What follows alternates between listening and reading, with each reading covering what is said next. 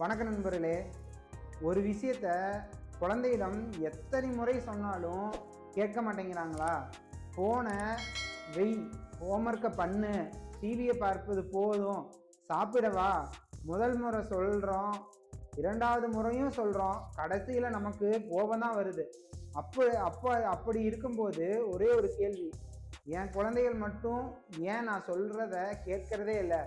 ஆனால் குழந்தைகள் கேட்காத ஒவ்வொரு முறையும் அது ஒரு பிடிவாதமே அல்ல, அது டிஸ்ரெஸ்பெக்ட் என்ற அர்த்தமா அப்படிங்கிற அவசியமும் இல்லை. இன்று குழந்தைகளோட பிஹேவியருக்கு பின்னாடி இருக்கக்கூடிய சைக்காலஜியை பற்றி தான் நம்ம பார்க்க போகிறோம். இந்த மாதிரி டெய்லி உங்களுக்கு ஒரு சைக்காலஜிக்கல் ஃபேக்ட்ஸ் வேணும்னா உங்களோட மைண்ட் சதீஸை நீங்கள் லைக் அண்ட் ஃபாலோ பண்ணிட்டு நீங்கள் அப்படியே சப்ஸ்கிரைப்பும் பண்ணிக்கோங்க. இதில் ஃபர்ஸ்ட் ஒன் என்னென்னா, குழந்தையின் பார்வையில் நீங்கள் பார்க்கணும். அதாவது ஒரு குழந்தை கேமை விளையாடிட்டே இருக்குதுன்னு வச்சுக்கோங்க.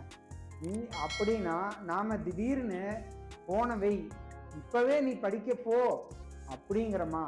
நமக்கு அது ஒரு சாதாரண இன்ஸ்ட்ரக்ஷன். ஆனால் குழந்தைக்கு அது அவங்களோட ஆர்வமாக செய்து கொண்டு இருக்கிற ஒரு ஆக்டிவிட்டியை உடனே நாம் நிறுத்த சொல்கிறது. அதனால் ரெசிஸ்டன்ஸ் கூட வரலாம். இதுக்கு குழந்தைகள் சொல்கிறத நாம் ஏற்றுக்கொள்ள வேண்டும் அப்படிங்கிற ஒரு அர்த்தமும் இல்லை.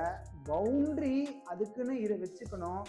ஆனால் அதை அப்படியே கம்யூனிகேட் செய்கிறோமா அப்படிங்கிறதும் ரொம்ப ரொம்ப முக்கியம். இதில் செகண்ட் ஒன் என்னென்னா, எப்போதுமே கமாண்டு மட்டுமே கொடுக்குறோமா? அதை செய்யாத, இங்கே வா, போய் படி, ஃபோனை வச்சிரு. ஒரு நாள் குழந்தையிடம் நாம் பேசுவதில் பெரும்பகுதி இன்ஸ்ட்ரக்ஷன்ஸாக மட்டுமே இருக்குது. இப்படி ஆயிடுச்சுன்னா கம்யூனிகேஷன்ஸ் இட்செல்ஃப் ஸ்ட்ரெஸ்ஃபுல்லாக கூட இருக்கலாம். இன்ஸ்ட்ரக்ஷன்ஸ் மட்டும் இல்லாமல் ஸ்கூல் எப்படி இருந்தது, அப்படி என்ன இன்ட்ரெஸ்டிங்காக நடந்துச்சு என்று சாதாரண ஒரு கன்வர்சேஷனுக்கு இடம் கொடுங்க.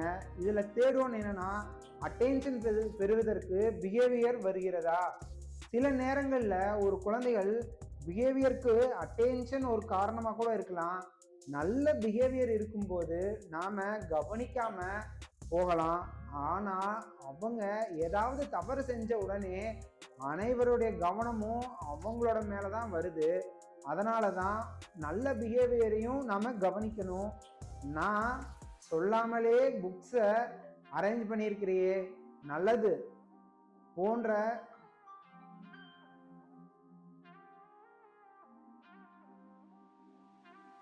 ஸ்பெசிஃபிக் அப்ரிசியேஷனுக்கு உதவியாக இருக்கலாம். இதில் ஃபோர்த் ஒன் என்னென்னா, பேரண்ட்ஸ் சொல்கிறத செய்கிறதும் ஒன்றாக இருக்குதா? ஃபோனை அதிகமாக பார்க்கக்கூடாதுன்னு சொல்லிக்கிட்டு நாம் சாப்பிடும்போது ஃபோனை பார்க்குறது, பேசும்போது, சாப்பிடும்போது, அப்புறம் பேசும்போது, அப்புறம் ஃபோனை எடுத்தால் குழந்தைகளுக்கு மிக்ஸ்டு மெசேஜ் கிடைக்கலாம். குழந்தைகள் நம்ம சொல்கிற விஷயங்களை மட்டும் இல்லாமல் நாம் செய்கிறதையும் சேர்த்து தான் கவனிச்சுட்டு இருக்காங்க. அதனால தான் நாம் எதிர்பார்க்குற பிஹேவியரை முடிஞ்ச வரைக்கும் மாடல் செய்கிறதும் ரொம்ப ரொம்ப முக்கியம். இதில் ஃபிஃப்த் ஒன் என்னென்னா, கம்பேரிசன் ஏன் உதவாமல் போகுது? அதாவது உன் ஃப்ரெண்டு எவ்வளோ நல்லா படிக்கிறான், உன்னோட சிஸ்டர் சொன்ன உடனே கேட்கிறாளே, இப்படிப்பட்ட கம்பேரிசன் தான் குழந்தைகளுக்கு மோட்டிவேஷனை தரும்னு நாம் நினைக்கலாம். ஆனால் சில குழந்தைகளுக்கு அது ஒரு ஃப்ரஸ்ட்ரேஷன் அல்லது நான் போதுமானவன் அப்படிங்கிற ஒரு எண்ணத்தையும் அது தூண்டலாம். நான் போதுமானவன் இல்லை அப்படிங்கிற ஒரு எண்ணத்தையும் அது உருவாக்கலாம். பிஹேவியரை அட்ரஸ் செஞ்சிங்கன்னா குழந்தைகளுக்கு வேல்யூவே அல்ல. நீங்கள் இதில் சிக்ஸ்த் ஒன் என்னென்னா, சாய்ஸ் கொடுக்க முடியுமா? அதாவது எல்லா விஷயத்துலையும் சாய்ஸ் கொடுக்க முடியாது. ஆனால் சாத்தியமான இடங்களில் நம்ம ஒரு சின்ன சாய்ஸை கொடுக்கலாம். ஹோம்ஒர்க் செய்ய வேண்டும், அது ஒரு பவுண்ட்ரி தான். ஆனால் இப்போ ஆரம்பிக்கிறியா இல்லை ஸ்நாக்ஸ் சாப்பிட்டு ஆரம்பிக்கிறியா அப்படிங்கிறது ஒரு லிமிட்டட் சாய்ஸ். இதனால் ரெஸ்பான்சிபிலிட்டி ப்ளஸ் பவுண்ட்ரி ரெண்டையுமே சேர்த்து வைக்க முடியும். இதில் செவன்த் ஒன்று என்னென்னா, ரூல்ஸை கன்சிஸ்டண்ட்டாக இருக்க வேண்டுமா? அதாவது இன்னைக்கு ஃபோனை 30 நிமிஷம், நாளைக்கு 3 மணி நேரம், பின்னாடி அடுத்த நாள் ஃபோனே இல்லை, ரூல்ஸை தொடர்ந்து மாறுச்சுன்னா மீறினாலும் குழந்தைகள் என்ன எதிர்பார்க்குறாங்கன்னா, ரூல்ஸு அப்படிங்கிறது புரிவது கடினமாக கூட இருக்கலாம். குடும்பத்திற்கு ஏற்ற சிம்பிள் ஏஜ் அப்ரோப்ரியேட் ரூல்ஸை அமைக்கிறதுக்கு நீங்கள் முயற்சி செய்யுங்க. இதில் எய்த் ஒன்று என்னென்னா, குழந்தைய கோபமாக இருக்கும்போது தான் குழந்தைய ஏற்கனவே மிகவும் அப்செட்டாக இருக்காங்க அப்படிங்கிற ஒரு நேரத்தில் நீங்கள் பெரிய லெக்சர் கொடுத்தீங்கன்னு வைங்க, அது பயனுள்ளதாகவே இருக்காது. அதனால் முதல்ல சுச்சுவேஷனை காமாக்குங்க.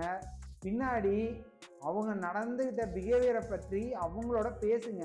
நீ கோபப்பட்டதை நான் புரிஞ்சுக்கொள்கிறேன், ஆனால் அப்படி பேசுறது சரியே இல்லை, அடுத்த முறை வேற எப்படி சொல்லலாம் அப்படிங்கிறது தான் பிஹேவியர் ப்ளஸ் சொல்யூஷன். ரெண்டையும் அட்ரஸ் செய்யுங்க.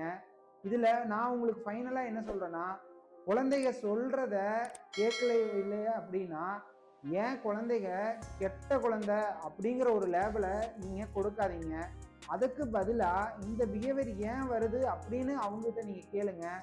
அப்புறம் கம்யூனிகேஷனும் அட்டென்ஷனும் ரூல்ஸும் டிரான்சிஷனும் ஸ்ட்ரெஸ்ஸும் அல்லது வேற ஏதாவது டிஃபிகல்ட்டி அவங்களுக்கு பிஹேவியருக்கு பின்னாடி இருக்குதா அப்படிங்கிற ஒரு காரணத்தை நீங்கள் புரிஞ்சுட்டீங்கன்னு வைங்க, அப்ரோச்சை நீங்கள் மாற்றுறது ரொம்ப ஈஸியாக இருக்கும். குழந்தைய கண்ட்ரோல் செய்கிறது மட்டும் இல்லாமல் ஒரு பேரண்டிங் அல்ல, குழந்தைகளுக்கு செல்ஃப் கண்ட்ரோலை கொடுக்குற உதவுறதும் ஒரு பேரண்டிங்கோட ஒரு பகுதி தான். உங்களோட வாழ்க்கைக்கு இருக்கிற பிரச்சனைக்கு பின்னாடி நான் டெய்லியும் உங்களுக்கு ஒரு சைக்காலஜிக்கல் ப்ராக்டிஸ் மூலயமா உங்களோட மைண்ட் சீரீஸ் சொல்லிட்டு வரேன். உங்களுக்கு டெய்லி ஒரு சைக்காலஜிக்கல் ப்ராக்டிஸ் வேணும்னா நீங்கள் என்னை லைக் அண்ட் ஃபாலோ பண்ணிட்டு நீங்கள் அப்படியே என்ன சப்ஸ்கிரைப்பும் பண்ணிக்கோங்க. Thank you friends.